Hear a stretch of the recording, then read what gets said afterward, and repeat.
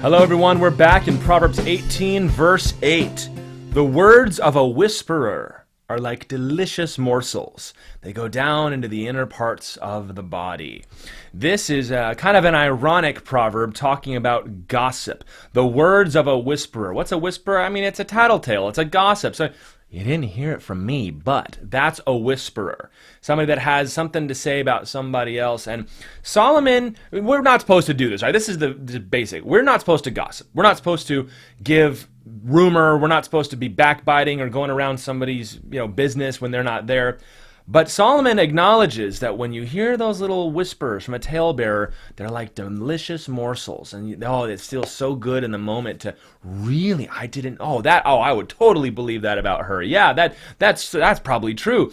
It's delicious and it goes down into your body. But of course, the irony here is, but you're not supposed to do that. That's not good. You hate it when people do that about you. You find out that people have been talking about you, talking about your business, regardless of whether or not it's true. Amen? Right? It doesn't matter if it's true or not. You don't want somebody mentioning your business, but it's like a delicious morsel. And there are entire industries that are built on this truth, that people love to get those little delicious gossipy morsels. Now, the obvious one is something like the entertainment industry, tabloids, right? The news channels and social media talking about celebrities, people you don't know, you're never going to meet, but you love finding who are they dating now and where did they go? And did you hear what he said about her? And that's delicious morsels. Now, a lot of probably the men are sort of hearing that. Yes, those women are constantly gossiping. Well, let's talk about this, guys. And this is a point of frustration for me, so maybe I'll just get this out there.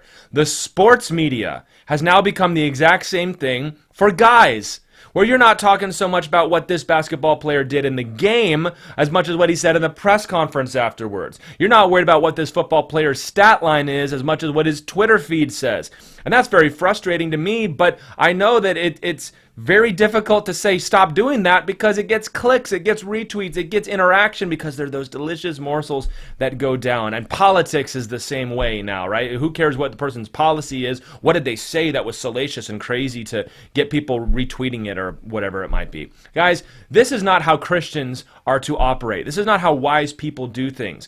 A wise person knows that something that is wrong and is something a bad friend would do can be very gratifying. It can be personally gratifying to be like, oh man, hearing all this stuff, I didn't know that was what was going on, but that's really interesting. It's not my life, but that's so fun.